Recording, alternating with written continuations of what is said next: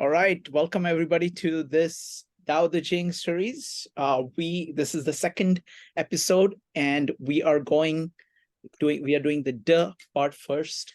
So let me hand it over to Jason and Amon. So the format is that we are going to go for Jason or Amon. Do you want any more introduction, or shall we just go into number 40? Right? Okay. So, folks, the format is as follows. We're going to discuss one verse at a time. We invite everybody to read their favorite translations of the verse. We're going to start with number 40. After everybody has read their favorite translation, as many people as as want to read, Jason and Amon are going to present their translation, and then we are going to discuss it. When you're reading, just read, no comments, just read, say who the translation is by, and then do the reading. So go ahead and type an exclamation mark if you would like to read number 40. We're going to start with Peter. Peter, go ahead. All right, I'm going to be translated by Zhaolin Yang. Cycling is how the Tao moves. The weak is where the Tao functions. Everything comes from existence. Existence comes from nothingness. Thank you, Peter. Next up is Brian, Evanique, Joe, and Kwan. Brian. Okay. This is Stephen Mitchell. Return is the movement of the Tao. Yielding is the way of the Tao. All things are born of being. Being is born of non-being. Thank you. Thank you, Penny. Next up is Evanique. So this version is from the Tao of Christ, a Christian version of Tao Te Ching. Verse 40, everything returns to God. That is the receptive love of God. Heaven and earth and everything in them came into existence out of nothing. Thank you, Evanique. Next up is Joe. I'll read the GF Fufang. Returning is the motion of the Tao. Yielding is the way of the Tao. The 10,000 things are born of being. Being is born of not being. Thank you. Thank you, Joe. Next up is Kwan. Translation by Professor Moss Roberts, stanza 40. The way moves on by contra-motion. Yielding is the application. Becoming begets all beings below. Becoming begotten of negation. Thank you. Thank you, Kwan. All right. Next. Can you do mine? Sorry. Sorry. Go ahead. Go ahead. Please read. Thank you. Here's the my translation. It is through opposites that Tao operates. It is the weak one that Tao assists. All beings in the world are born of being, or in capital. Being is born of non-being. Thank you. Thank you. Thank you. PG. PG? Is that how you pronounce it? Wonderful. Thank you. Thank you. That. All right. Jason. I'll let you share, Jason, and I'll read from my copy. Yeah, okay. Just 1 minute, let me. Do you see it? Yes. Okay, great. Chapter 40, Returning and Tenderness. Returning is the movement of the Tao. Tenderness is the function of the Tao. All things under the heavens are produced from being. Being is produced from non-being, nothingness. Yeah, I think this one, it's simple one, and then I see different word, different translation for the first word, 反, and then I see some translators cycling, and I translate as returning. And Peggy translate as opposite. It also makes sense because it's opposite. But well, we can discuss returning or opposite basics. That's the movement. And basically, this one is simple, but I think that's important because basics, when we talk about Tao, and then this chapter talking about two things. What's the movement of Tao? Okay, so if you are a historian, you may think about what's the first movement, the first principle. So it's returning, it's not circular. So if you translate it as cycling, the people, my first reaction is a historian, right? The first movement, the first principle is circular movement. But this one, I think, is either opposite or return, and the same as the function. And it's most translation use the weakness, but I kind of feel weak have a little bit negative feeling. So we decide to use the tenderness is as like a tender as the beginning, like a baby, this kind of meaning instead of weak or sick, this kind of feeling. Okay, so basically we translate one wu, sovereign things, and then I translate as all things. That means all the, in general, I think it means all the organisms, okay, in this world, okay, are produced by being, and being is produced from non-being. From Evanik translation, and definitely makes sense if you tie to Bible, right? That's the last sentence. Being is produced from non-being. Basic is ex nihilo, right? And then everything starts from there. So I think it's simple and really depends who you are, what's your background. You can have a different interpretation. And what I did, I have mentioned many times, Among and I, we try to pick the words most close to the original Chinese character. So that's it. And Among, please. Thank you, Jason. Yeah, this is a pithy little chapter, but last week I know we began, the discussion turned towards yin yang a little bit. And what you have here is sort of a foundational argument for a valuing of yin, and a more explicit argument for yin and yang, or the principle of yin, is coming explicitly. Somebody got that one? Okay. But here, the idea of tenderness as the function of the Tao, or non-being being the basis for all being to be produced, is an argument being set forth that from yin, the Tao arises, or the Tao has a more yin intrinsic quality. More soft, more empty, more capacious.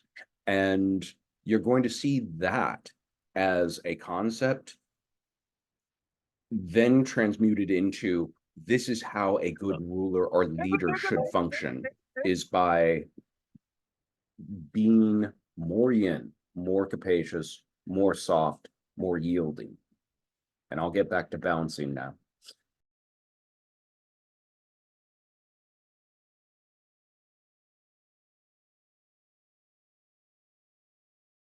Thank you.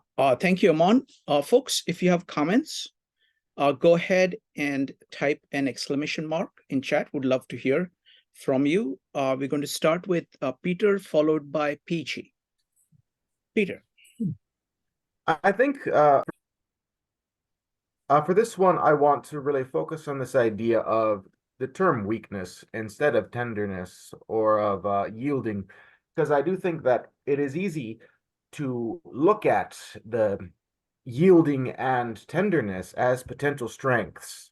And I think we've demonized the word weakness in association with vulnerability. This idea of to be without strength, not to use strength to get there, but the abandonment of strength to a place of yin. And I think that is unfortunately counterintuitive in relationship to, I think, to the embodiment of yin, because we think that it is only through strength that we can get to this place. So we hold on, we tense, we have try to connive into types of skillful focus of intensity, and thus try to control instead of giving way. And I feel that the beginning we habitually do not give way is because once we start allowing vulnerability, we start experiencing our own weaknesses, our own issues as such. We stop controlling. And I think that that is really the essence of what the day is referenced in this passage, because that is the one thing you can do.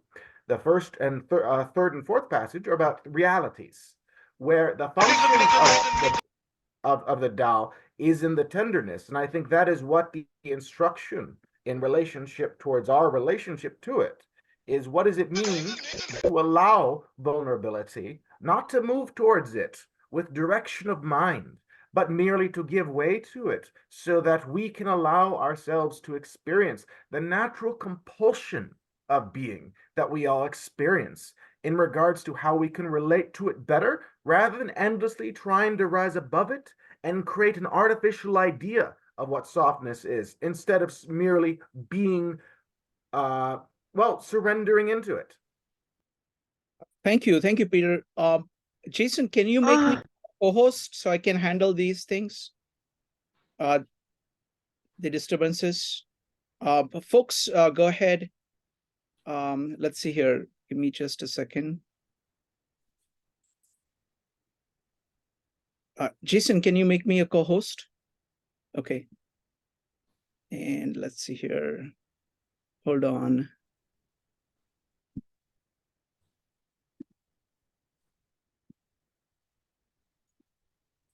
Okay, very good. All right. Next up is PG. PG, go ahead. Thank you. Verse 40 is the shortest. The first two are the most intriguing the lines, I think, because it is one of the two in the book that is inverted. The sentence is inverted, and the verb is omitted. It is kind of critical. Crypto. Most common translation or interpretation is treat the first character as a returning, revolving, recycling, because it is the one that naturally describes the movement or the motion of Tao. Now, this is quite a valid interpretation. But if we follow the same logic, the next sentence will be like, the weakness is the Tao's function.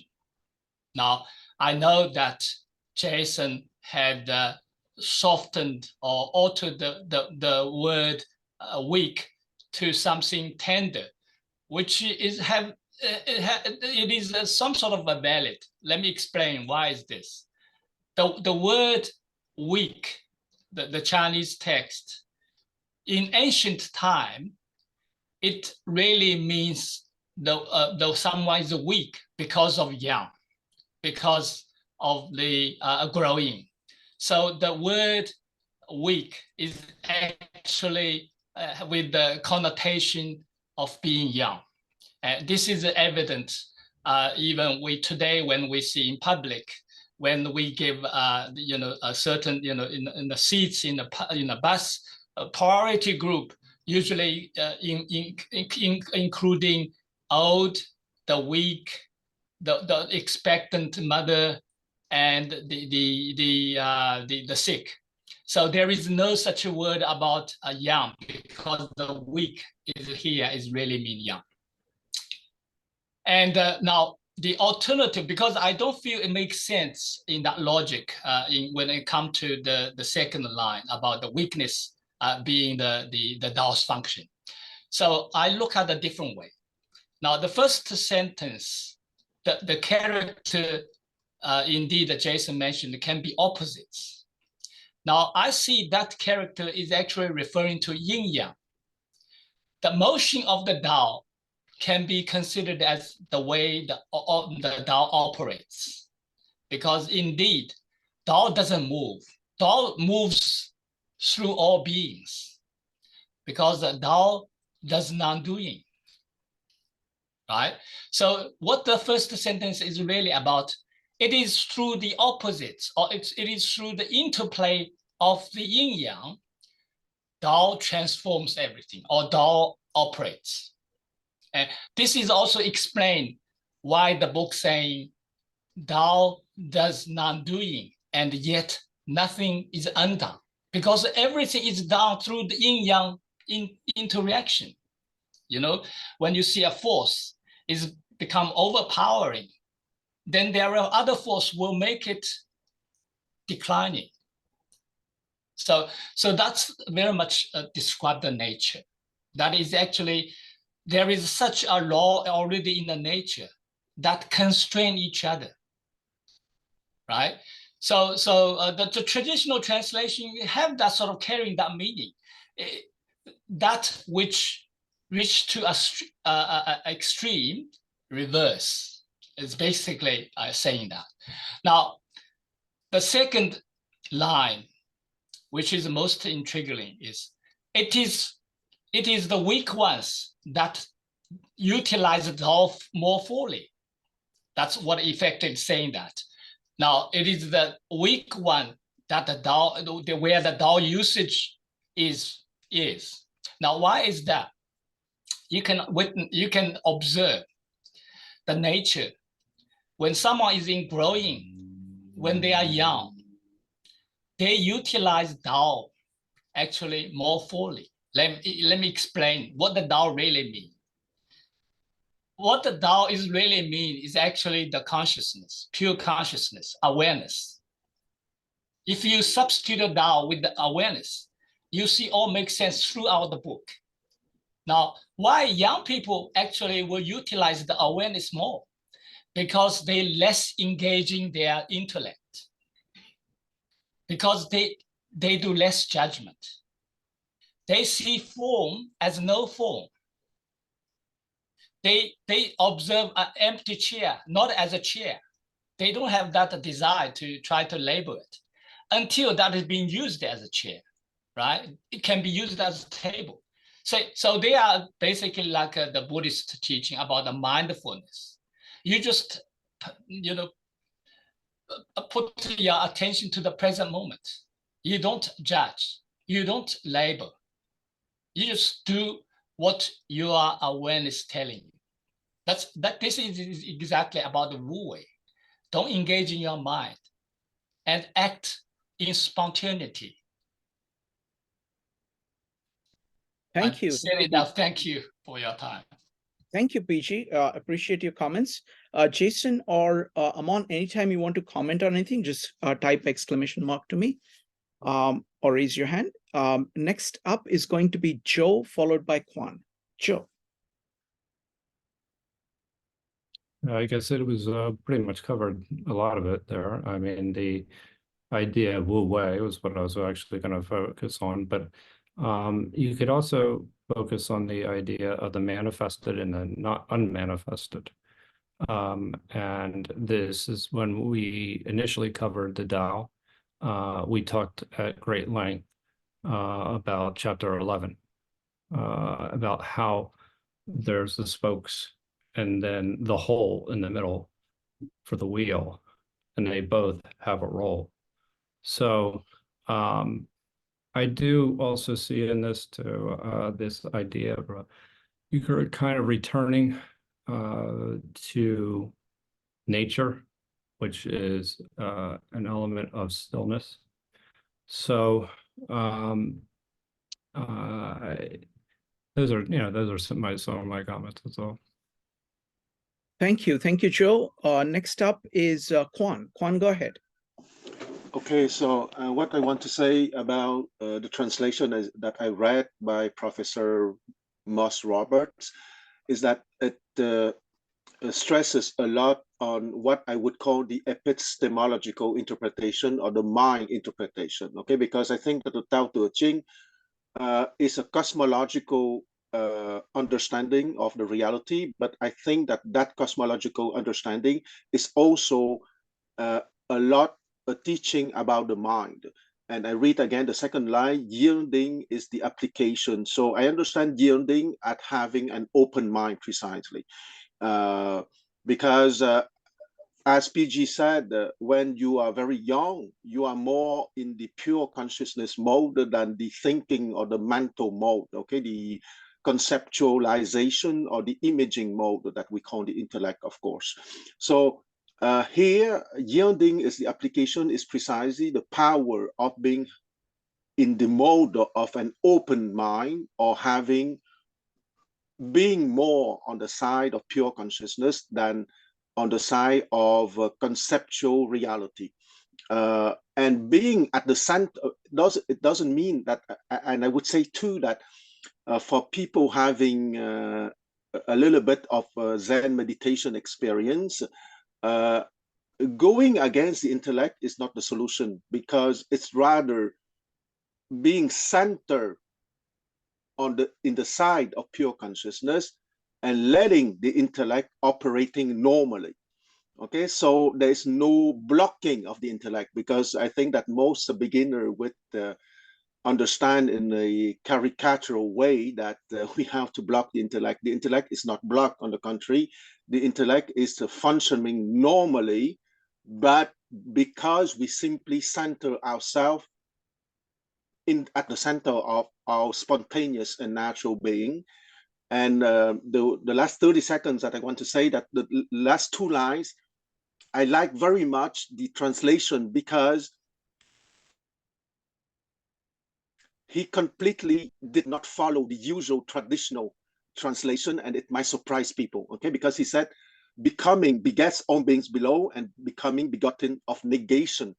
Okay, so the third line, instead of saying being begets all phenomena, for example, he would use becoming for being. And I think it's a very interesting, because he shocked us a little bit by not using the word that we expect that he would use, meaning being, but he used becoming from being for being.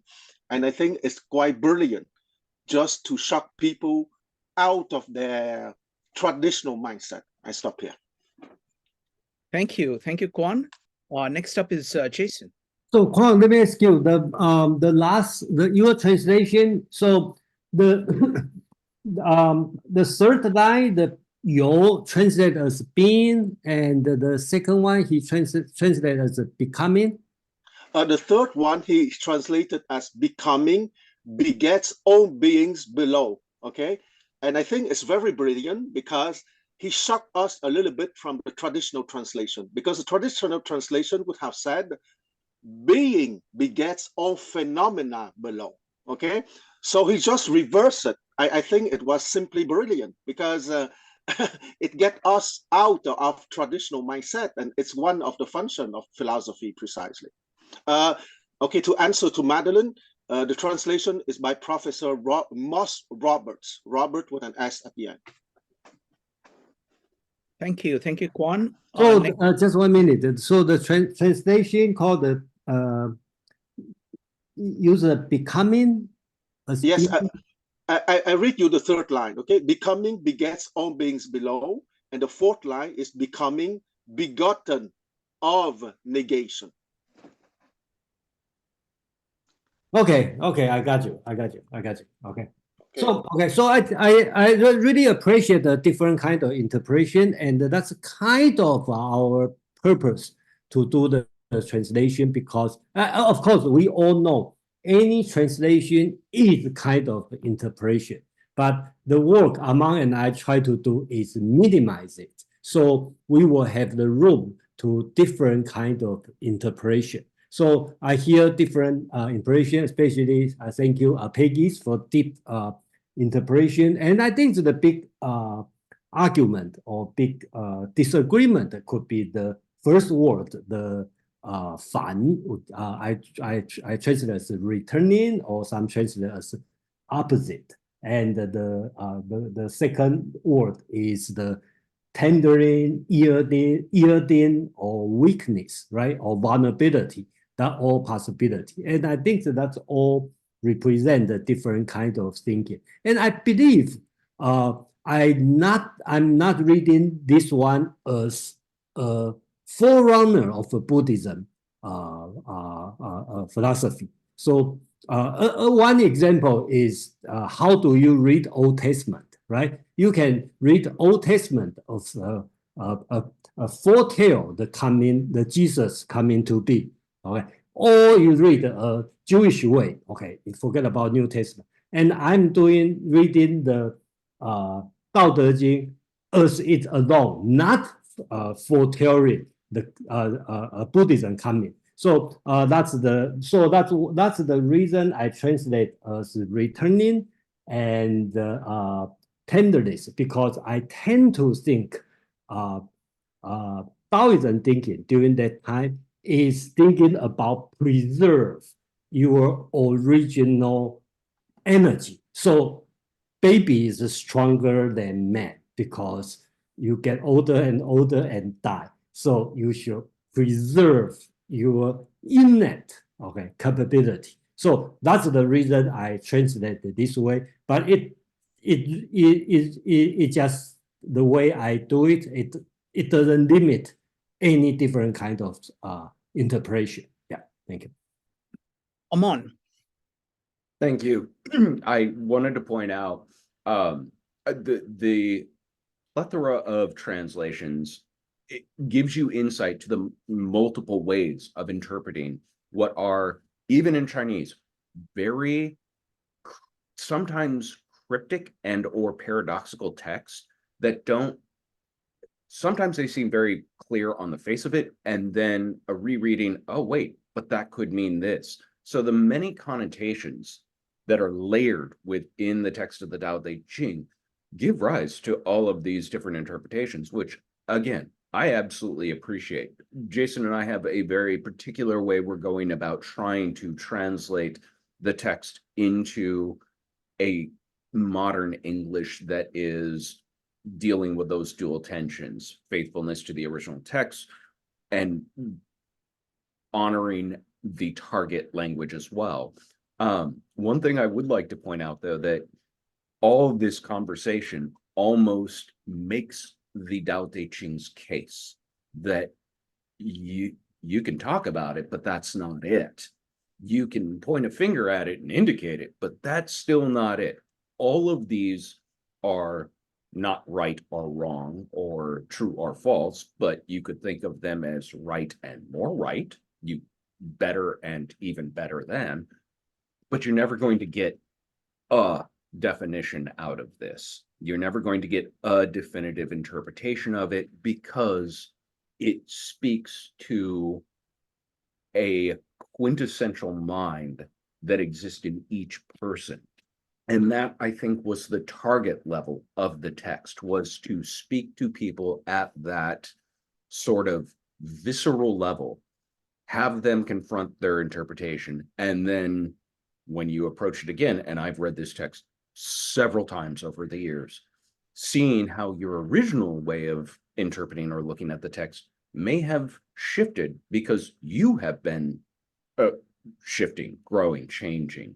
And so I want to thank everybody, but I also want to extol the value of don't get too hung up on trying to define the definitive interpretations of this, because you're never going to get it.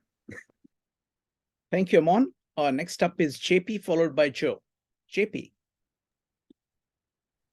Hello.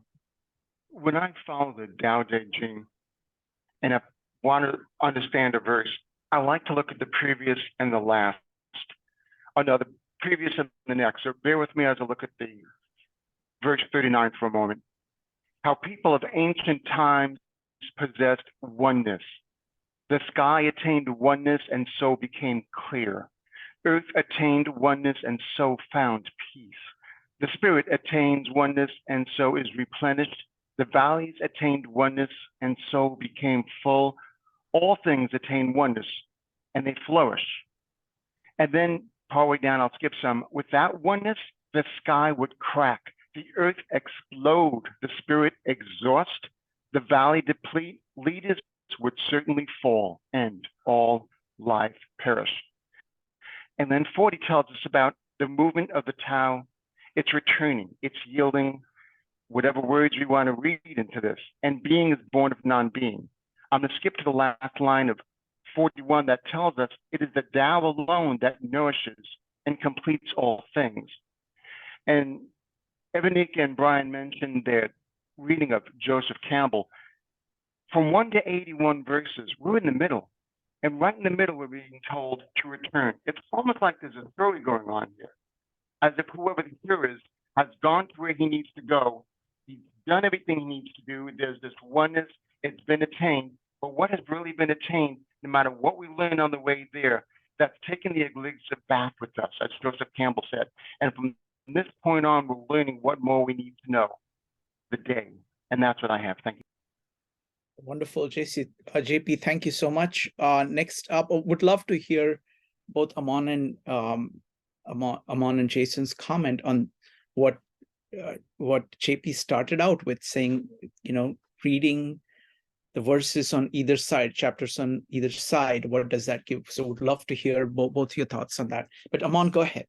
I would like to say I do think that it's always wise to read text in context, because as my seafood loves to say, context is everything, which is a really high level concept joke. But I wanted to belie something, JP, you just said about here we're in the middle. And this was something we talked about at the last meetup, only because we're doing this from 38 forward, because the Mao Dong translation begins at 38. So in that version, we're not in the middle. We are 3 chapters in. This is the beginning. This way that the text is compiled reverses the order of focus on De versus focus on Dao. And so here we're in the very inception of the text discussion of De. And therefore it is once again a new way of spinning the text that you're looking at to see it a little differently. That was one of the reasons I was kind of excited to approach this in this De Dao Ching format, because it's not often done that way, but it has been done that way. And one of the oldest texts shows us that too is a tradition. Thank you, Amon. Jason, do you have any comments about reading verses on either side? No, I don't have much specific. But one thing I feel like is I wish when we do the Confucius Analect, and the people will have this kind of different kind of interpretation, look like the Confucius Analect, people just listen and then don't have too much different interpretations. Yeah, no, it's a great observation. I mean, I think it's the fact that Dao is very intuitive. It is naming something just barely, and like what people get from it, as Amon was pointing out, these are all kind of metaphors. Whatever we are talking about are just metaphors, a way of kind of transferring what little we know towards the Dao. And the more we have, actually, this is Jason's point, that multiple translations and people engaging the material, we are throwing light on the Dao from multiple angles. So it's very powerful. Thank you. Next up is Joe, followed by Mark. Joe. Yeah, my question is actually, and I think Jason will probably be able to answer it clearly, is that more about, I was just thinking about it in terms of Western thought, but of being and not being, and the idea of potential and actuality with Aristotle. And does it relate to that at all, in the sense that you have something like the acorn that becomes the oak tree? Or am I misreading and misreading the text, or misapplying the metaphor at least? Well, I don't want to take too much time, because I think that's the whole big subject, And to me, I make a table to think about it, but I just okay, let's put it this way. I that's only the way I'm thinking this way. So when you read the Tao, right, you can see we are talking about Genesis, okay, in this class. Okay, how does the world start? And this text is talking about from non-being, being, produce all things. That's the way it happened, just like in Genesis, right? How does the world start? And if you go back to the same time, okay, Greek time, most likely in the Western world, Parmenides, right? Parmenides, right? Basics is talking about being. Everything is being, right? So everything, others is just illusion, whatever. And Heraclitus will start from different things. Heraclitus will talk about becoming, right? That's similar to Quan's translation. Buddhism, sunyata, right? Emptiness. Everything is empty, okay, as a foundation.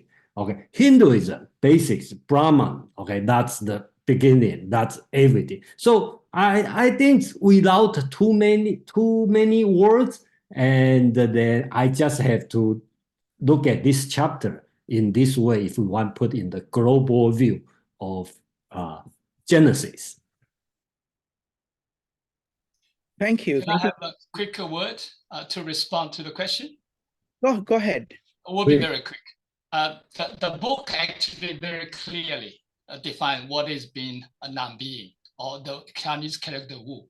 It is always exist, nameless and formless.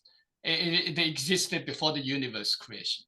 Now, the Tao is actually used to actually refer to this non-being.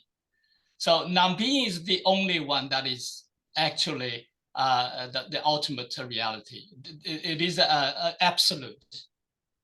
There is no parallel to it. There is nothing related to it. It creates everything. It's the source. That's what the book made it very clear. Thank you. Next up is Mark. Mark, go ahead. Thank you, Srikant. My question follows up on this discussion that's going on right now. I know that Joseph brought up Greek philosophy, and Jason, you mentioned Parmenides. The thing that I was reminded of was the Rig Veda, Book 10, Hymn 129, the Nasadaya Sutta, where we also get a kind of mystical relationship between being and non-being,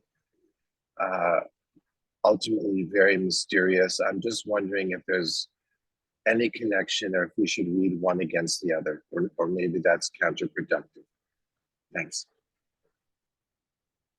Thank you, Mark. I don't know. Is there anybody who can comment on that? If you can, go ahead and type an exclamation mark. Go ahead. Let me respond to this one. I kind of stick with being and the non-being. Okay. I know it's not a perfect word, and then of course people have a different interpretation. They have a different professor talk about different way, and that's fine. No, but I choose these two words, being and non-being, for the reason is I want to stick to the you and the wu. Okay, and you can translate as having.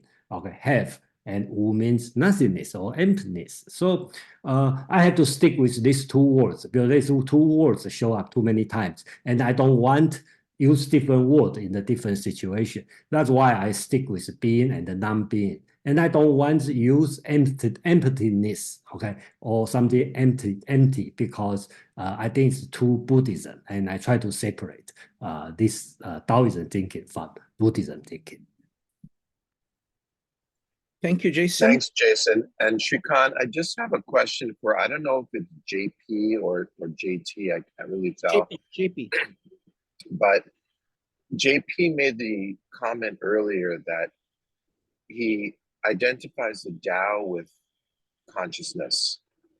And yet in his previous comment, he mentioned that the Tao is formless, nameless. And so are those two descriptions consistent with each other? Can we say that, yeah. That was PG. PG, Yeah. go ahead. Let me, thanks for asking. This is actually the center of the book. Indeed, why Laozi, the author, choose the word Tao to actually refer to the non-being, and yet, in later on when it described that the Tao's function, the Tao in the nature, it gave me the feeling he's really talking about awareness, the pure consciousness. So, also to your question, this non-being and the consciousness is one, is the same thing. Anything referring to the absolute is talking about the same thing, because the absolute have no relatives. Thank you. Thank you. It transcends time and space. It's always there, and it creates everything and continually with us. In fact, if you look at it, without this awareness, there is no beings. We, in essence, the self is actually awareness. What is that hears? You are hearing me. It's not your ears. It's not your brain, but your consciousness.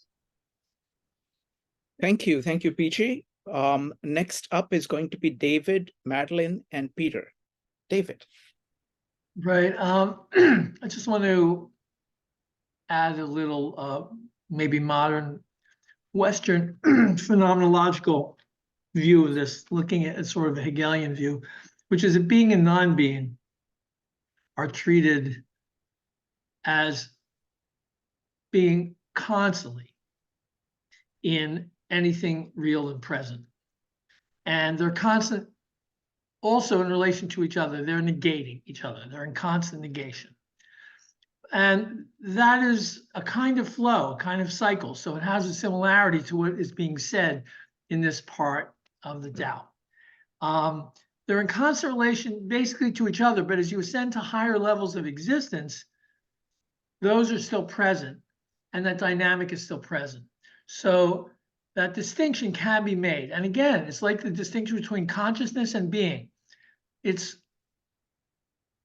kind of an illusory distinction. It's useful. It's a useful framing, but it's not an ultimate truth.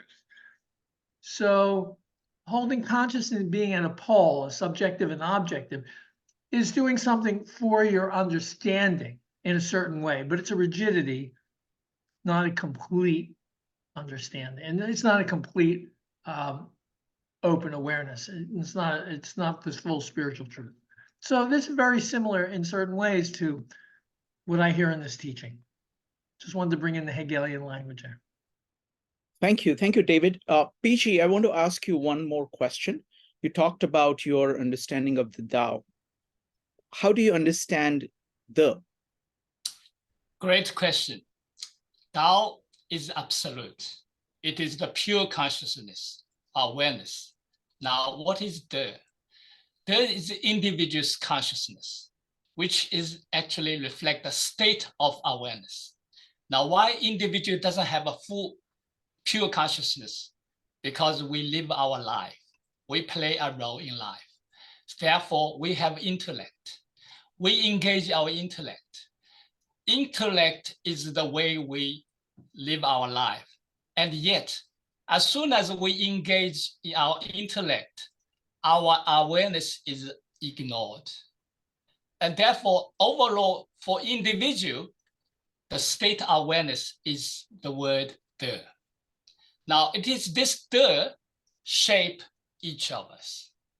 It is the state of awareness shape each of us. And this de will determine how confident you are, what faith you are, because the faith, the trust, the confidence is the starting point when you do everything. Wonderful. Thank you. Thank you, PG.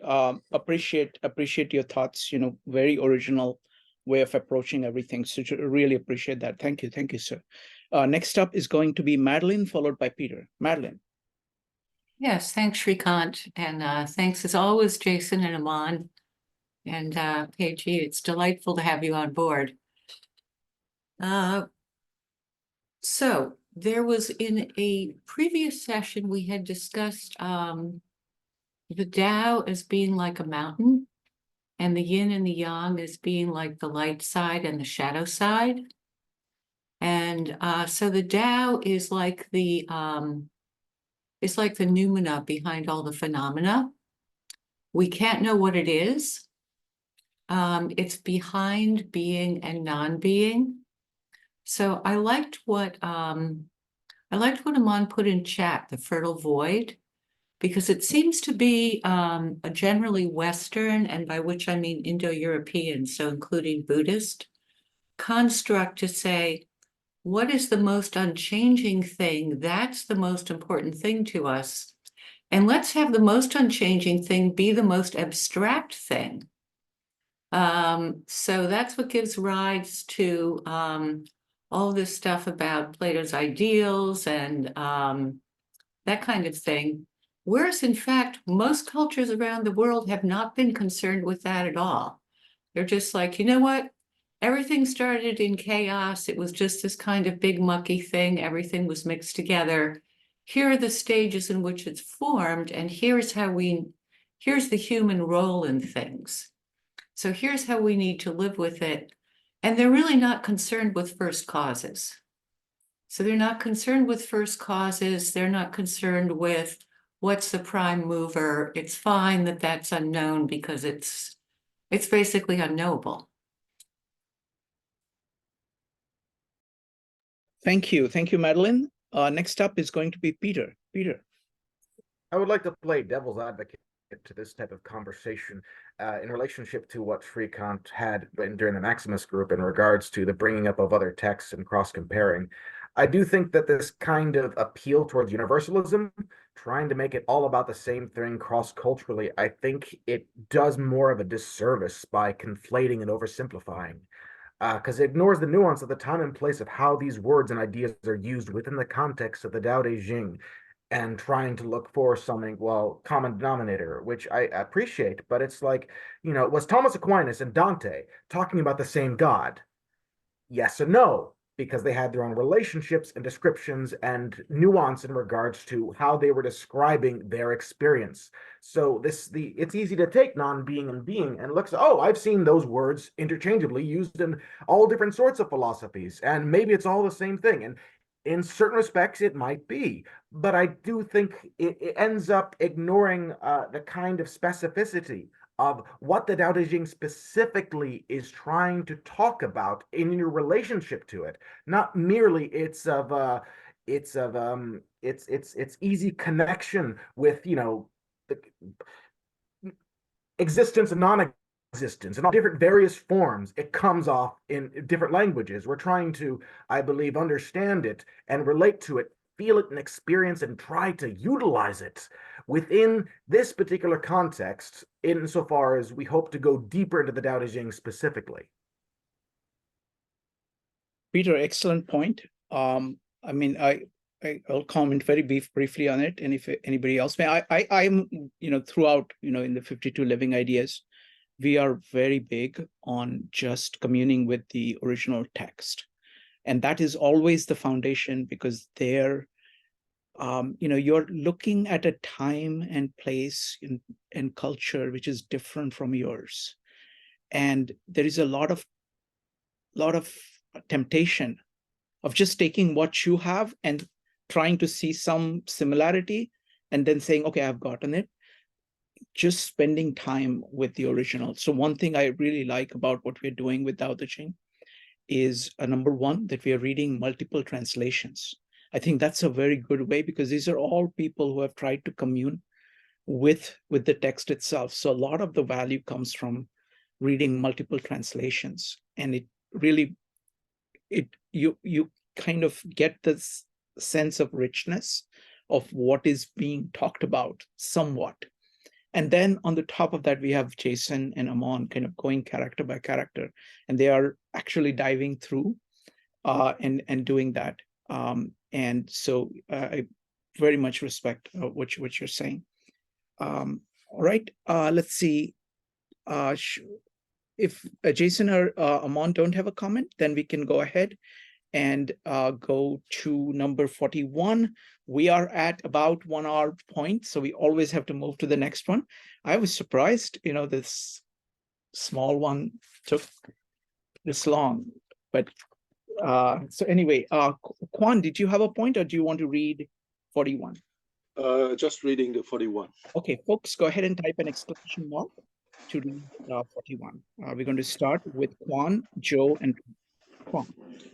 Okay, so still the translation by Professor Moss Roberts, stanza 41. When men of service hearken to the way, the lofty strive to see it applied. The average cannot seem to decide, while the lower sort grandly deride. Their derision makes Tao's reputation. So the words of guidance says, seers of the way seems not to see, and those who advance to retreat. The smoothest path seems unsure. Honor virtue seems undistinguished. Ample virtue unqualified. Resolute virtue undependable. Stable virtue unfaithful. Pure white seems impure. Broad plains lack angles. Great words take time. Mighty voices rarely sound. Grand vision has no set design. Unknown the way and thus unnamed, but the way it is, the way alone, that brings first motions to fruition. Thank you, Kwan. Next up is Joe, followed by Peter. Joe. The wise student hears of the Tao and practices it diligently. The average student hears of the Tao and gives it thought now and again. The foolish student hears of the Tao and laughs aloud. If there were no laughter, the Tao would not be what it is. Hence, it is said, the bright path seems dim. Going forward seems like retreat. The easy way seems hard. The highest virtue seems empty. Great purity seems sullied. A wealth of virtue seems inadequate. The strength of virtue seems frail. Real virtue seems unreal. The perfect square has no corners. Great talents ripen late. The highest notes are hard to hear. The greatest form has no shape. The Tao is hidden and without name. The Tao alone nourishes and brings everything to fulfillment. Thank you, Joe. Next up is Peter. And this is from Henry Wade, 1982. The first-rate scholar on hearing Tao is diligent in practicing it. The second-rate scholar on hearing Tao wavers between faith and forgetfulness. The third-rate scholar on hearing Tao burst into loud laughter. If not laughed at, it would not be Tao. Hence the following proverbs. He who understands Tao seems confounded by it. He who advances toward Tao seems retreating from it. He who follows plain Tao seems treading on rugged ground. Superior virtue appears to be hollow. Perfect purity appears to be tainted. Vast virtue appears to be inadequate. Solid virtue appears to be infirm. Genuine substance appears to be spurious. Vast space is devoid of corners. Talent is late in maturing. A high note can hardly be heard. The great form has no sign. Tao is hidden and has no name. Only Tao excels in contributing to achievement. Excellent. Thank you. Thank you, Peter. Next up is Penny, followed by Evanique and Peachy. Okay, this is Stephen Mitchell. When a superior man hears of the Tao, he immediately begins to embody it. When an average man hears of the Tao, he half believes it, half doubts it. When a foolish man hears of the Tao, he laughs out loud. If he didn't laugh, it wouldn't be the Tao. Thus it is said, the path into the light seems dark. The path forward seems to go back. The direct path seems long. True power seems weak. True purity seems tarnished. True steadfastness seems changeable. True clarity seems obscure. The greatest R seems unsophisticated. The greatest love seems indifferent. The greatest wisdom seems childish. The Tao is nowhere to be found, yet it nourishes and completes all things. Thank you. Thank you, Penny. Next up is Evanique, followed by PG. Evanique. So mine is the Tao of the Christ, a Christian version of Dao De Jing by Marshall Davis. So verse 41. When a wise person hears the gospel, he immediately believes and obeys. When a regular person hears the gospel, he partially believes and partially doubts. When a foolish person hears the gospel, he ridicules it. If the way of God were not ridiculed, God would not be God. Thus it is written, the light of God seems like darkness. Spiritual advancement looks like retreat. The smooth way feels rough. The high road looks low. The pure seems tainted, and the right way appears wrong. Steadfastness looks lazy. Morality appears immoral, and even squares look round. The largest ships take the most time to build. The deepest sound is silence, and the subtlest form has no shape. God hides in the unnamed as the foundation of all things. Thank you. Thank you, Evanique. Next up is PG. PG, go ahead. Thank you. My translation also I have put into the chat room. A top scholar on hearing about Tao practice diligently. An average scholar on hearing Tao ponders its existence. A below average scholar on hearing Tao laughs loudly at it. If it were not laughed at, it would not have been Tao sufficiently. As wise saying goes, a bright way appears dim. A progressive path seems to move backwards. A smooth road looks rough. The highest dirt seems shallow. The whitest appears stained. Abundant dirt seems insufficient. Solid dirt appears shabby. The original quality looks altered. The greatest square has no corners. The greatest vessel is not crafted. The loudest sound is hardly audible. The grandest image is formless. Tao remains hidden and nameless, yet it alone knows how to lend a hand and fulfill. Thank you. Thank you. Thank you, PG. Now it's on to Amon and Jason. Jason, I'll let you put up the translation. Excuse me. And once I clear my throat in everyone's ears, I will read it. Chapter 41, Hearing the Tao. When the superior scholar hears about the Tao, they practice it diligently.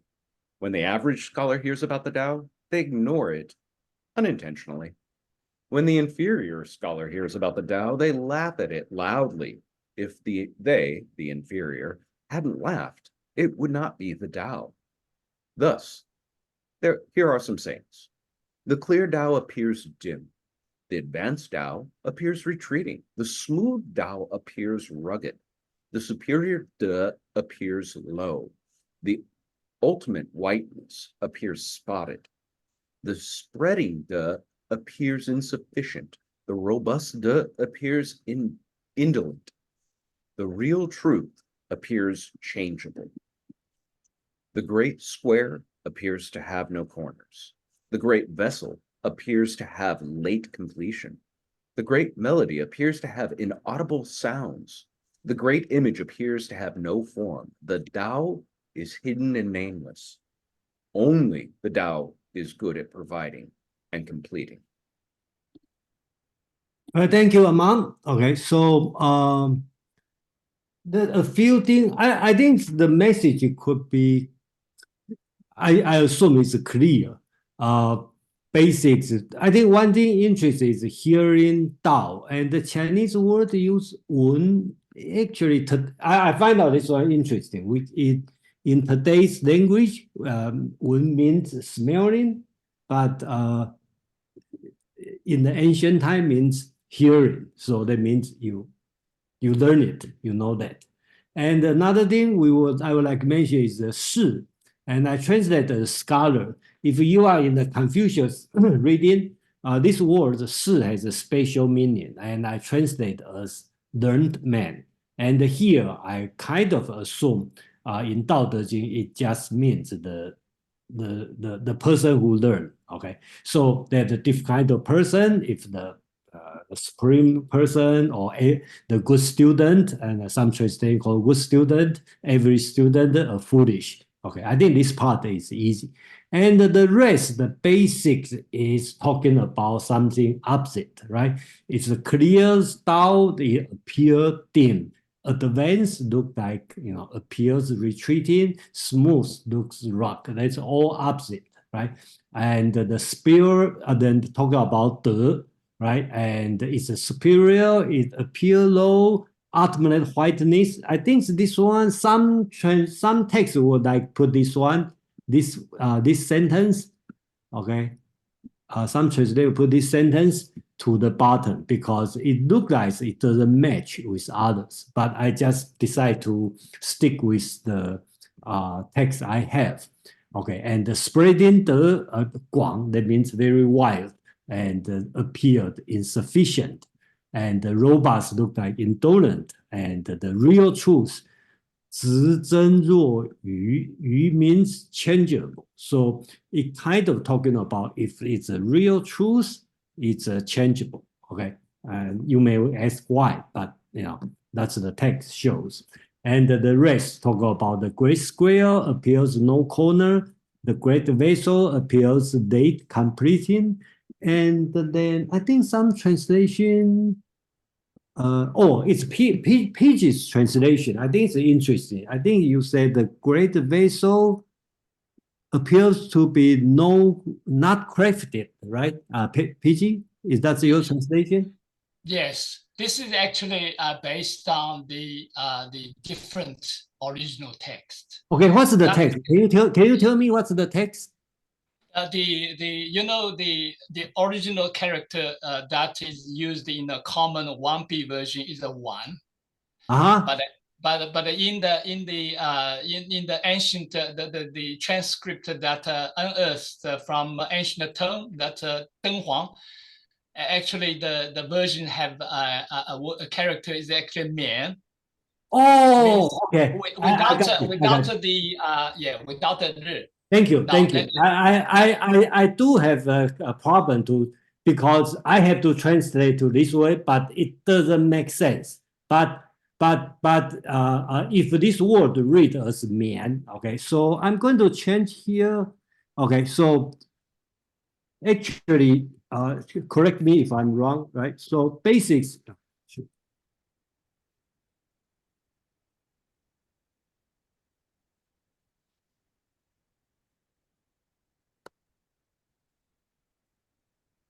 You talk about this word, right? Exactly. Okay. Thank you. Yeah, that makes sense. That makes a lot of sense. Okay. So another way, I think most of them probably so the last one, the only the Tao is good at providing and completing. So Cheng in general, I can translate as completing. I try to be consistent. And then Dai, this word, basics means lending. So I will translate as providing. So Dao is hidden at the nameless. Okay, this one will go back to chapter 1. And then, but only Tao is good at providing and can complete it. That's the text is telling so far. Okay, so Aman, please. Thank you. And just for the record, having back and forth about the value of Hegel and Schopenhauer in the chat has been delightful. But chapter 41, this is, again, I liked what was it JP who said it earlier? Yes, that reading the text before and after are always good for adding context. And because I know what's coming, 42 is kind of the yin yang chapter. Here, what you're getting again is a bolstering of the claim. What is yin is of more value. What is overlooked and treated as laughable by the inferior scholar is exactly the kind of thing that the superior scholar lies themselves to. They go full tilt bore towards, because they see its unchanging value. And that unchanging value is value that is a truth that appears ever changing. So there's a lot of particular words in here. I think Jason did a great job of kind of pointing the highlight towards them and explaining why choices were made, and the importance of a term like shi, which in Confucian terms, I've always been partial to the term literati as opposed to scholar, but I agree it's way too, it's a $15 word for what really could just be a $10 understanding. I do appreciate how when you retain the here, now this reads a little different than when you see someone's interpretation of virtue or goodness or any other way that the is sometimes translated. Now you start to see, oh, it's talking about something else, something strictly within a Chinese conceptual framework of the time that really demands my understanding for this. The last thing I wanted to point out was when, which is right in the beginning that Jason said he translates as hearing.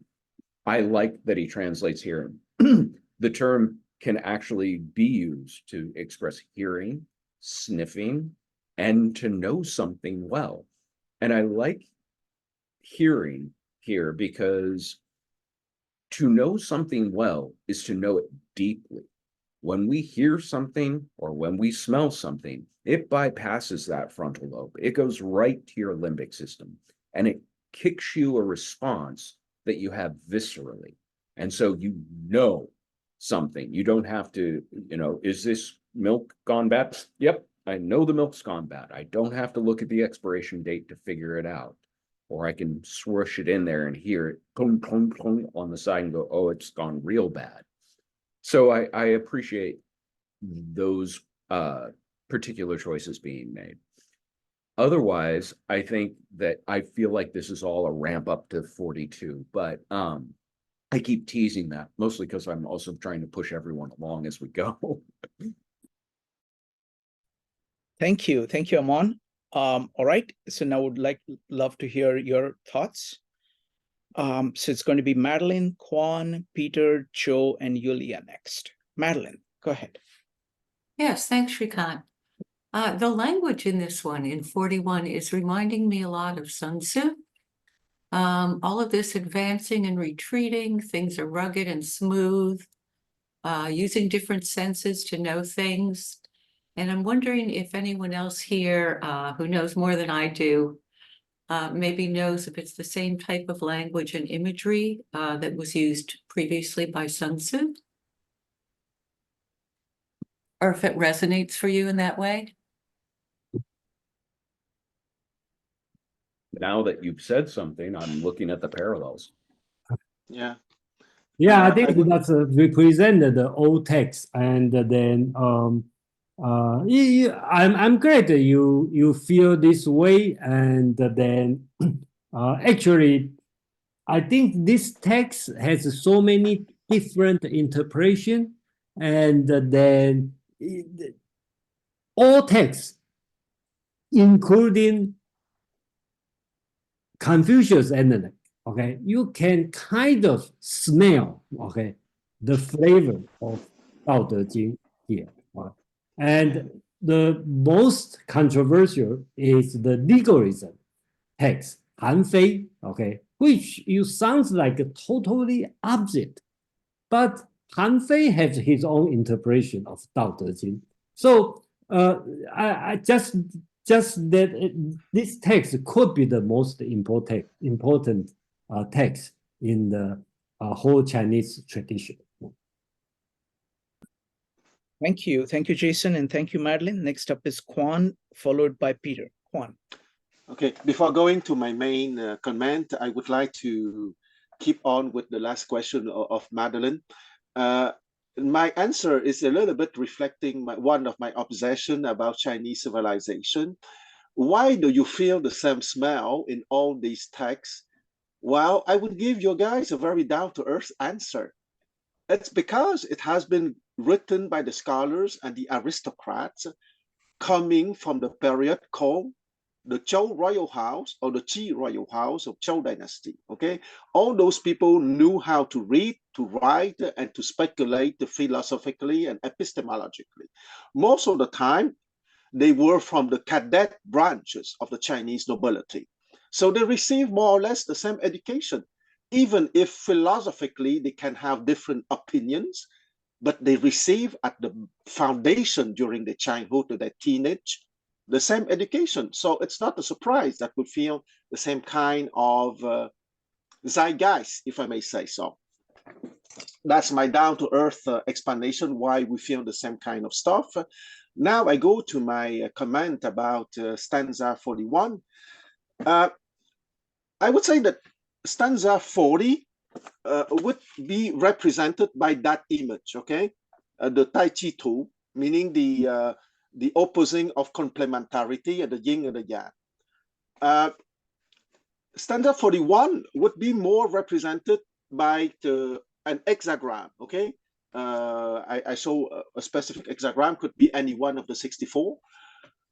I would say that once again, I have a proclivity to interpret anything Chinese a lot as a teaching on the mind and the teaching on pure consciousness. In that sense, I'm rather quite resembling to PG interpretation, okay?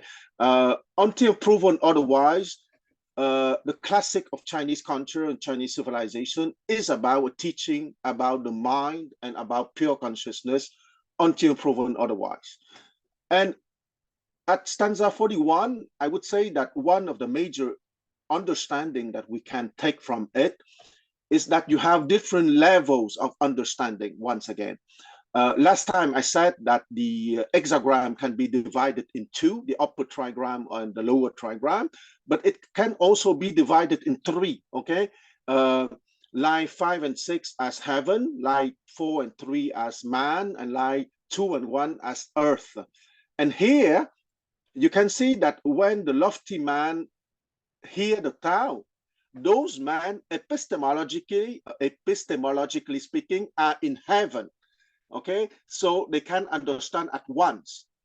And when the average scholars, which is the level of man, hear the Tao, he cannot seem to decide. He's half convinced and half not convinced. And when the lower kind, symbolizing by earth, hear the Tao, he will laugh, okay? So heaven, man, and earth here can be interpreted as three different epistemological levels and three different spontaneous answer or response to the teaching of Tao.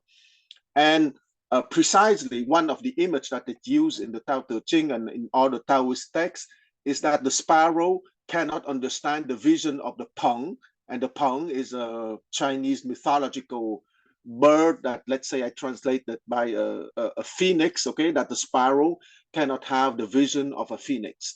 And here, once again, I know that I have a strong proclivity to interpret everything in terms of epistemology and of mind, but stanza 41 for me is quite clearly about the different level of understanding correlating with the epistemological development. I stop here.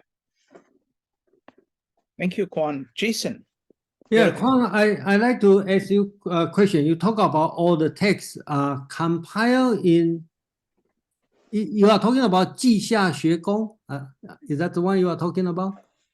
Yeah, exactly. Well, Okay. when I say all the text, it means all the text that has been produced during what we call the Chinese classical period. Okay, essentially the period of the Zhou dynasty that you know as well as me has been foundational in the creation of Chinese civilization. But that's I basically okay. So let me ask you this: so you are talking about all these texts it created a long time ago, but eventually being compiled. And actually, that's Qi, the state of Qi, right? In the state of Qi, 稷下学宫, and then they compile all the text. That's why all the text, the language looks similar. Is that what you mean? That's one layer of what I meant. Okay, the other layer of what I meant is that during the Zhou dynasty, let's say from 1046 BCE to 256 BCE, okay.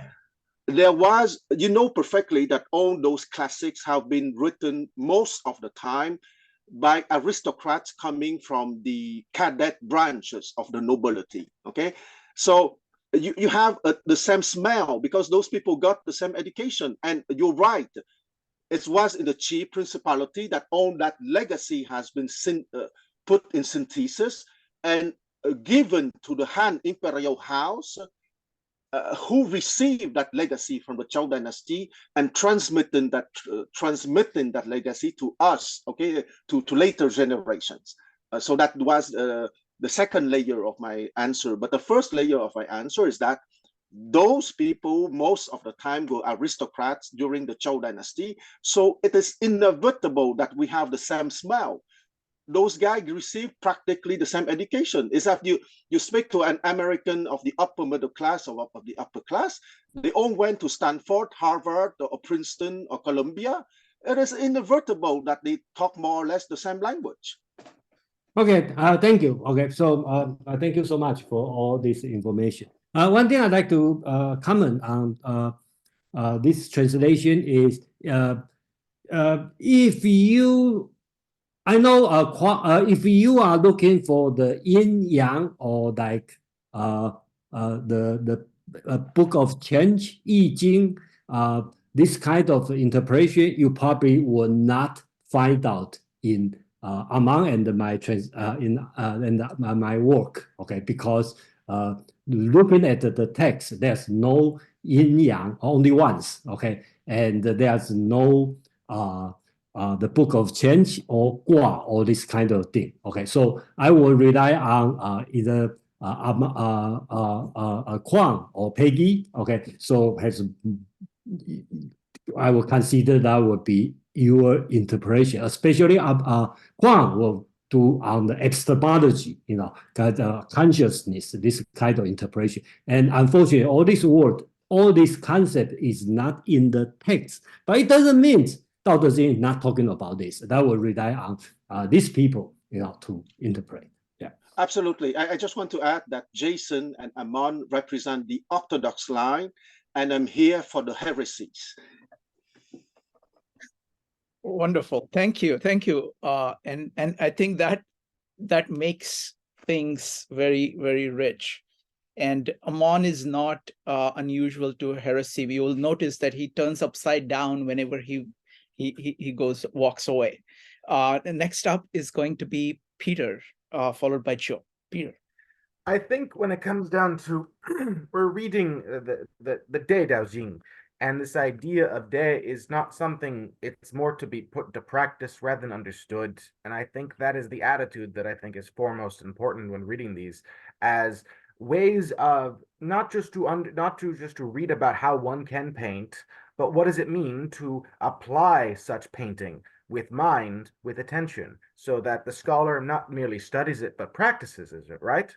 So I believe that each stanza, each chapter has things to put into practice that are new and interesting and worthwhile to put into practice and not merely collect in the great big pile of ideas that we can intellectually, keep in the background to fill up the hard drive of all these different miscellaneous trivia. So what does it mean to actually run the program within this context? And I believe within this stanza, it's most important in regards to that, not to say, I'm trying to look at this chapter in relationship to itself, that the Tao, I believe, is sort of more or less interpreted as absurd.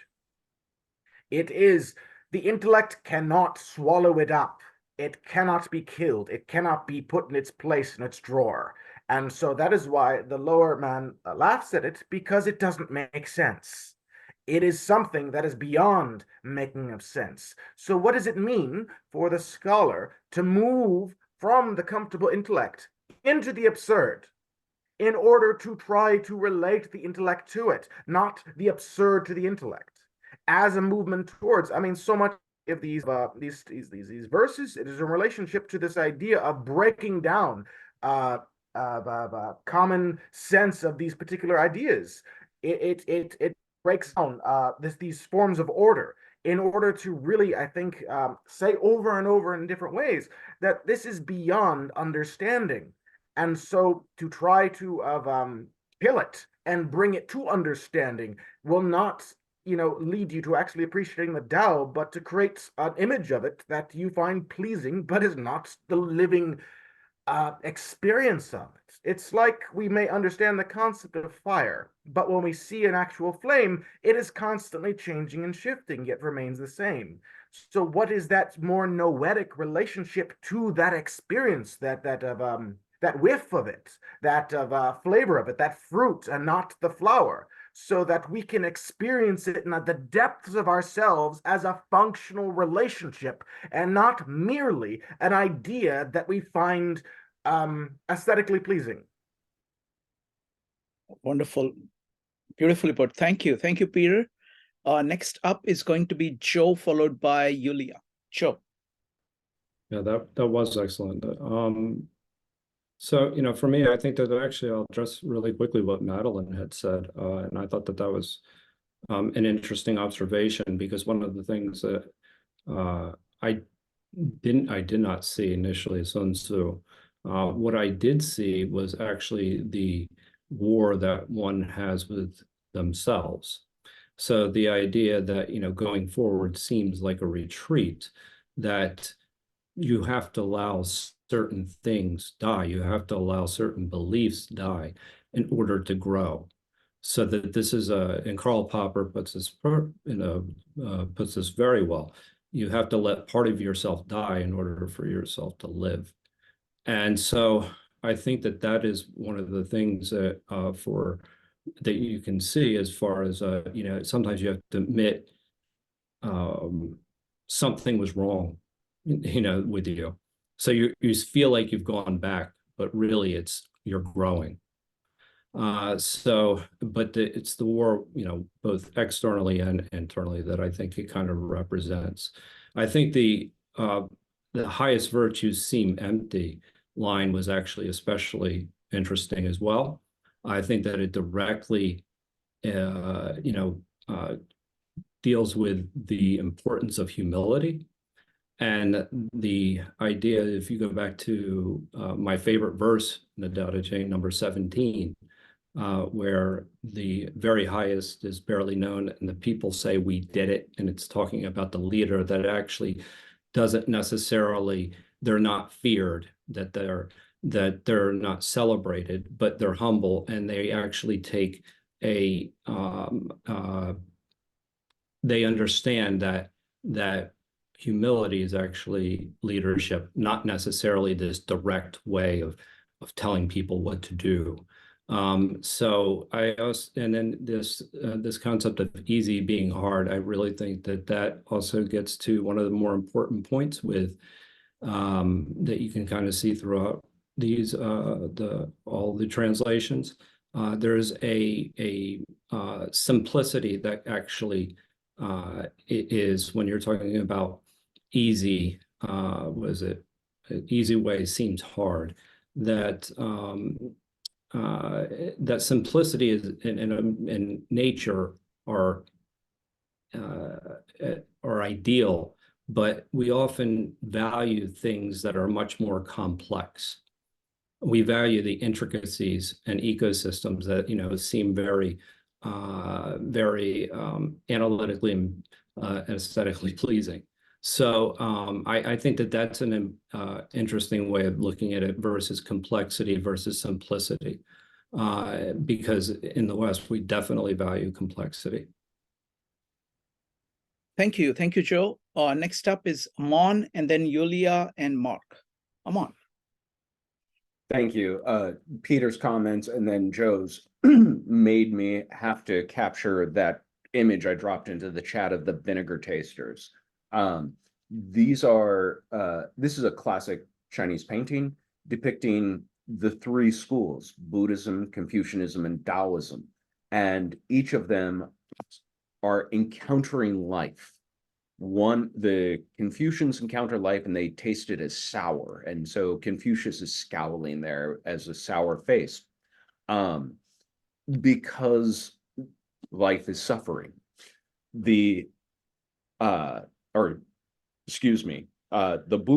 Because it is to be educated out of you, the sort of lesser instincts.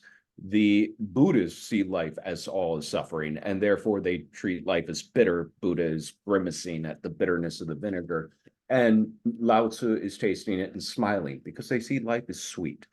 And this is the idea that an aesthetic can be interpreted very differently between three different people, between three different schools of thought.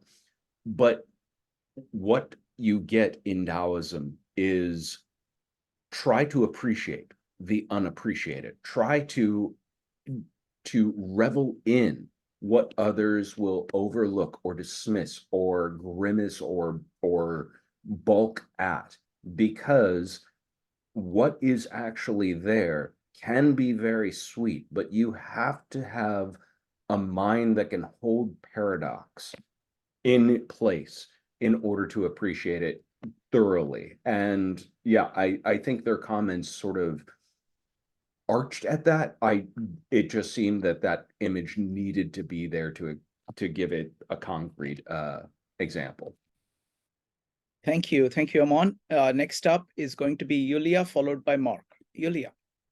Hi, I wanted to just double check about the translation about if the inferior hadn't laughed, it would not be the Tao. So in the one that I had, this was impersonal. It wouldn't be the way if there weren't jokes about it. And I also heard one, I think, that if it couldn't be laughed at, it wouldn't be the Tao, right? Like an impersonal translation, which has one meaning, right? Which has like this philosophy is so real. It exists so strongly. It's not fragile. It can handle being laughed at. You can ridicule it and it will withstand whatever you throw at it. But the personalized one that you have, if the inferior hadn't laughed, it would not be the Tao, has a very different meaning. So I just wanted to ask for some clarification on that. Thanks. Go ahead, Jason or Ramon. Yes, I think that's a very, very valid question, and that no wonder have a different implication, because in the probably a better way to show this translation. So I think this Yulia is talking about this one, right? Okay, so this one, I translate this one. Unfortunately, Chinese text, you don't have the subject. So here is no subject. Just like if not laughing is not the Tao. So we don't know what does the author means, right? Who is not laughing, right? So I just have to assume, because just mention the inferior scholar, okay? He laughed loudly. Then we just assume they means the inferior scholar hadn't laughed, it would not be the Tao. So that's the way to do it, because there's no subject on this one. So if have a different meaning, then that's have a different meaning. So Thanks, Jason. Thank you. Thank you, Yulia. Next up is Mark.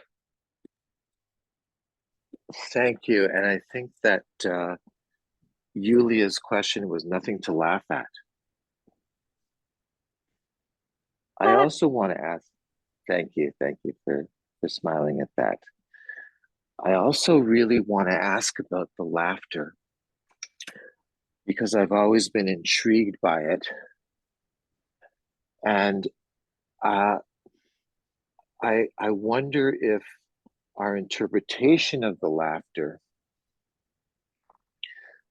also can have an implication for how we understand this hierarchy of the superior scholar, the average scholar, and the inferior. I think Peter, in this round, very early on, mentioned that, of course, he laughed because he didn't understand it.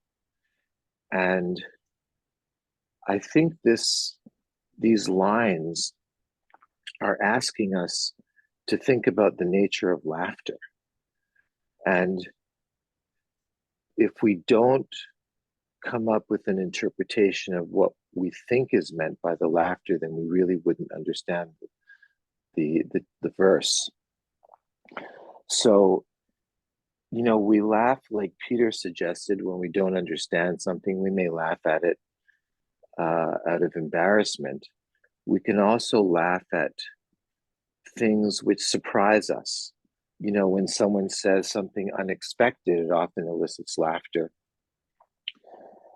But to try to get a better understanding of what may be meant by laughter here, I went back to the Analects, and I think it's only mentioned in one verse, that is 14:13, where the master asked the servant of another master if it was true that he never spoke, or he never laughed, or he never took anything. And the answer was, well, he only speaks when necessary, and he only laughs when he's happy, so people don't grow tired of his laughing. And I think that gave me a slightly different perspective. If the inferior scholar is laughing because he's happy, then perhaps it's suggesting that he sees something in the Tao that the other two scholars missed. He sees the paradox. He sees the contradictions that are then laid out in the rest of this verse. Maybe something that escapes the superior scholar who just tries to live according to the Tao, and the middle scholar who has an ambiguous relationship with the Tao. Maybe the laughter is something positive. That's my suggestion. Thank you, Mark. All right, folks. You know what, PG, I would love to hear your take on this entire verse, please. You've been so kind talking about this, so please go ahead. Thank you. I think I concur what Jason was saying. Most of the verse mostly are relatively uncontroversial and understood very similarly by most translators. There are a few lines I do feel worth to mention that need to be read in conjunction with other verses, like most of them, but particularly those lines. The lines I'm talking about is talking about the greatest square or great square, greatest sound, and the greatest vessel and greatest image. Now, the original character Da, which means great or greatest, is actually referring to Tao. That is very clearly in verse 25. Tao here is referring to the nameless, the non-being, right? It's also at the same time, the author also mentioned the great. So the great here, the great square is really mean the square of the Tao. Now let me explain what square mean. So firstly, I want to emphasize that the character Tao, the Da is actually have a double meaning. In one sense, it's a great or greatest. At the same time, it's actually referring to Tao. Now the next one, the square, the greatest square, actually logically you can think the greatest square would have no corner, right? Because you imagine the square is too big and big, then eventually you don't see the square. Now here, the square actually means rule. Now, this is coming from another Chinese maxim. There is a saying, without a rule, there will be no square or circle. Now, square is formed based on rule. So here, what the underlying meaning here, the greatest square have no corner. It means the Tao actually have no rules. Because any rules, any square will have a corner. What corner mean? If you look at the connect with the verse 59, you realize here the corner means cut someone off. You hurt someone. As long as you have a rule, you can exclude someone. The Tao is such, the best rule, the greatest square means the best rule, is have no rule because they have no square. It embraces everyone.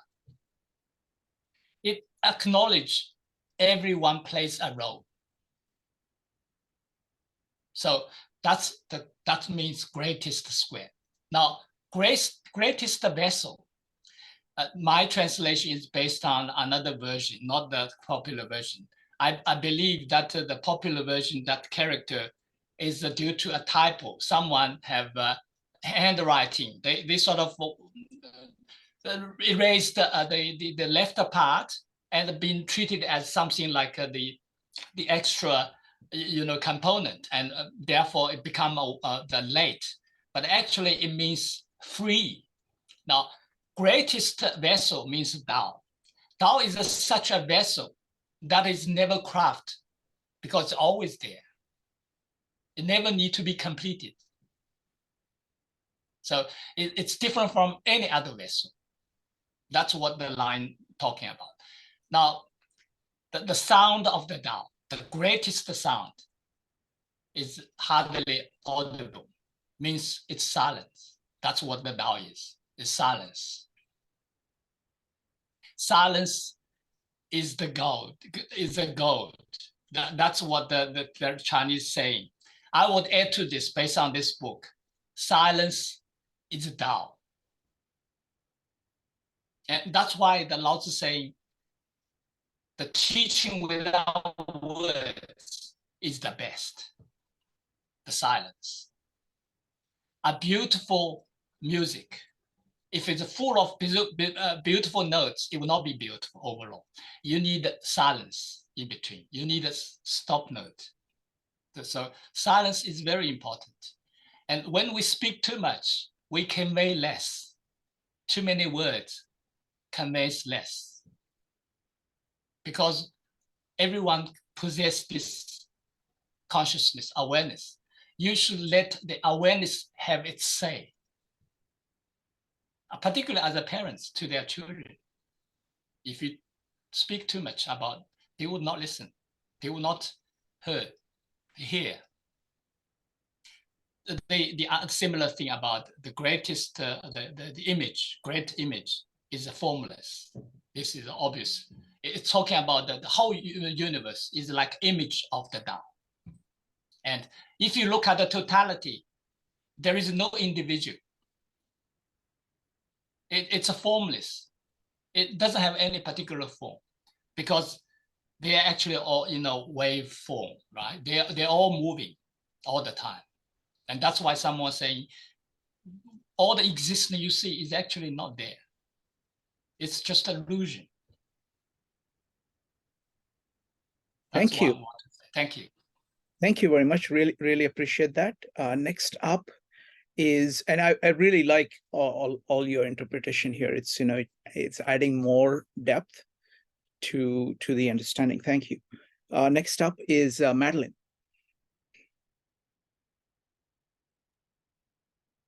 Thanks, Peiji. I appreciated the elucidation on the square. It reminded me of an earlier or some other verse that we discussed at some point about a tent pole or the absence of a tent pole. And then the sounds, there was also a verse about the different shapes of things and the wind moving through them and how they make different sounds. And the wind would be the Tao, I guess. Does anyone else remember those two verses we've discussed or know them? All right, maybe I was just hallucinating. Yes. Thank you, Madeline.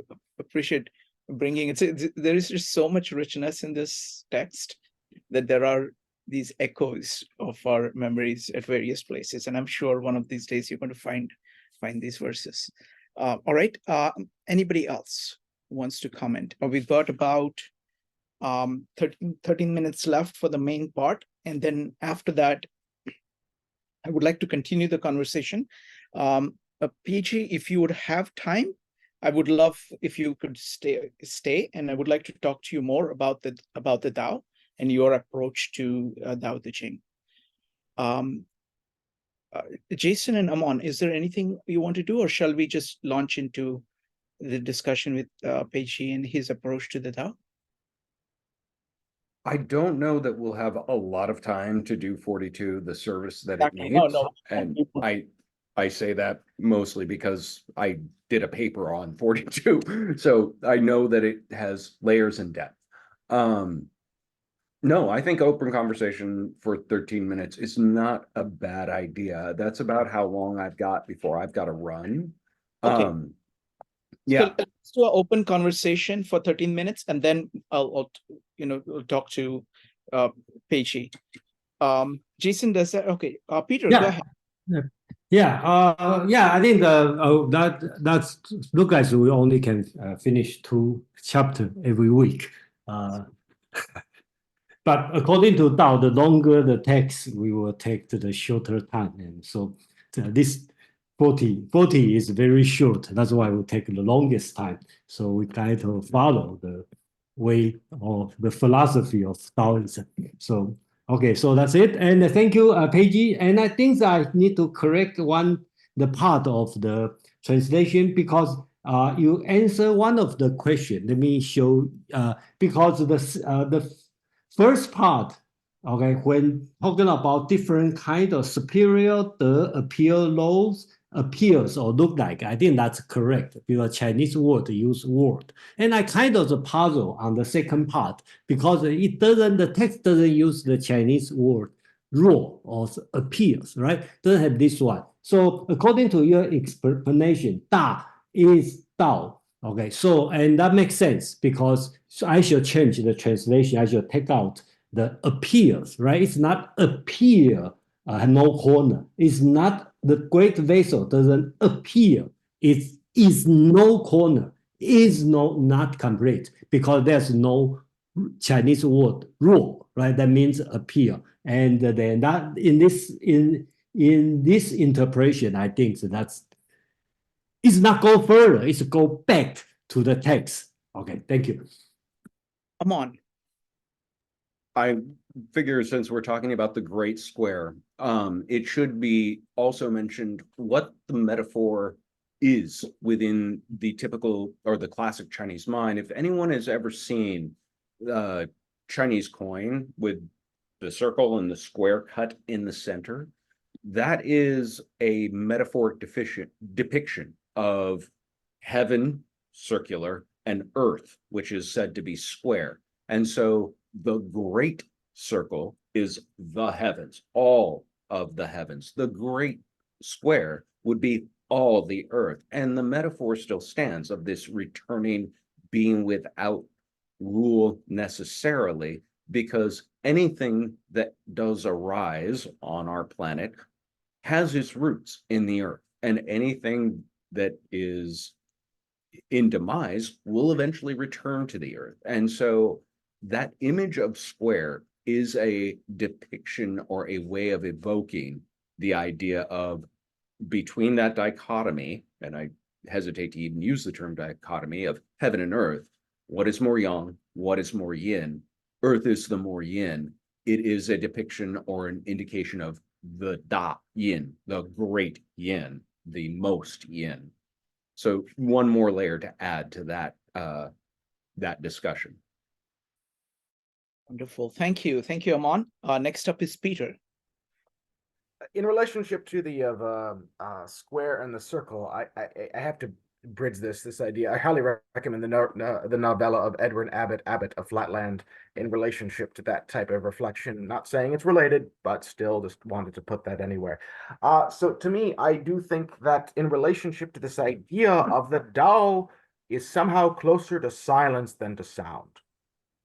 You know, we have philosophies where what matters is to think. We have other philosophies, what matters is to stop thought.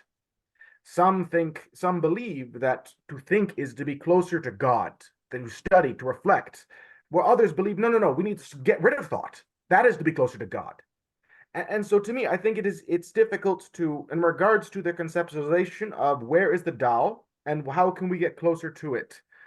And I believe that it's easy to fall into this idea that the Tao is more someplace than another place.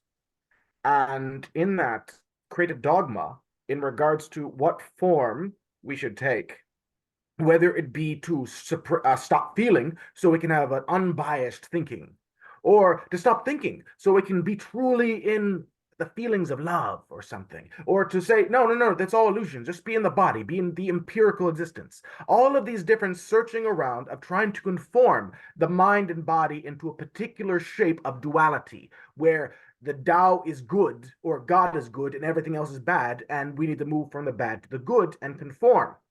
And to me, in relationship to De and the idea of De, that is a form of conditioning, yes, when it comes down to trying to explore the nature of the good, and the nature of virtue, and moving towards it. But the Tao, as being non-dual, as being a relationship that is not about going here nor there. I do not wish to discredit the sacredness of silence, but nor to have necessarily exemplify sound or speech and potential to profane. But I do think it is that kind of chasing after an endless wheel in relationship to trying to perfect an idealized shape and trying to keep that shape indefinitely. I think is part of the erroneous nature of the innate nature of the Tao, that it cannot be then achieved, but related to differently depending on the relationship that we are cultivating based on our own gnosis experience of it, and trying to, through that, move beyond all our conceptualizations of it, so that whenever we develop a biased conceptualization, we realize the folly of that, not to get rid of conceptualization of itself, but to endlessly refine it so that the square becomes the circle in relationship to the infinite nature of pi, because it always goes on, right? Endlessly. Wonderful. Thank you. Thank you, Peter. A quick question for Jason and Amon. So what is it like the second time, Jason, doing the translation for the second time? Amon, you want to say something? I'm a hell of a lot more confident to give feedback. Yeah, I think you are right. You are right. You are right. Yeah, feel more, and then kind of become more orthodoxy. Okay, according to Guang, because the first time do it, I kind of form my principle. Okay, what's the rule I have to follow? I have to resist a lot of good interpretation. Okay, because the text doesn't say it.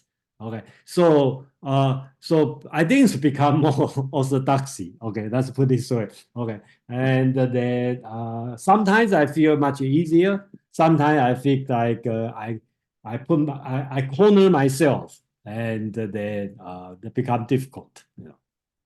Yeah, no, I'm just delighted that you guys are doing this, because I mean the engagement.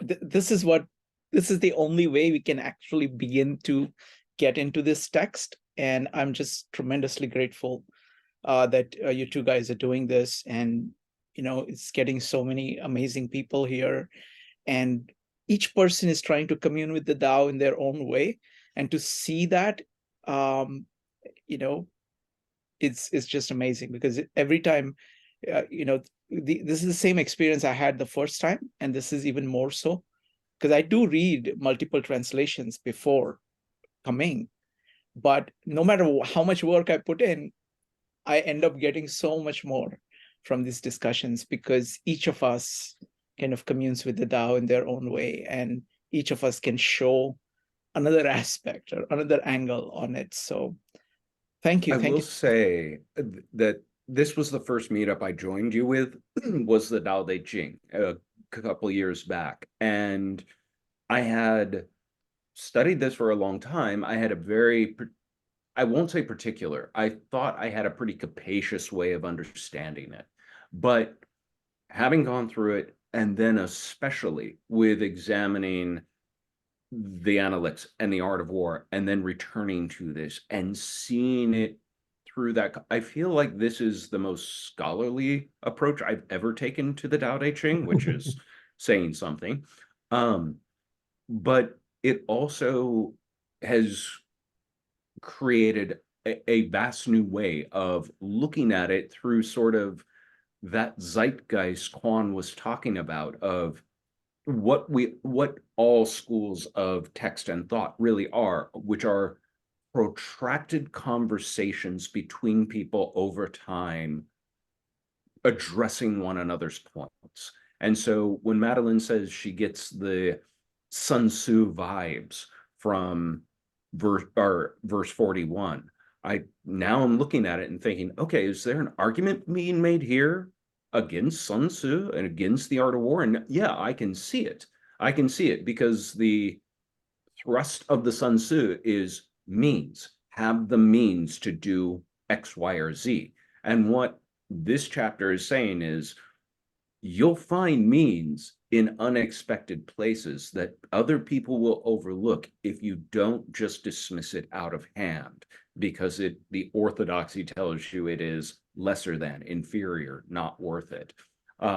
Like I mentioned, first time in my life I've been accused of orthodoxy, but I've also been accused of optimism once before. Two things my mother would not accuse me of. So thank you all. I'm enjoying this. It's a great experience again, and I will see everybody next week. Thank you. Mamanzo. Yes. Yeah, I also need to go, but I just really just repeat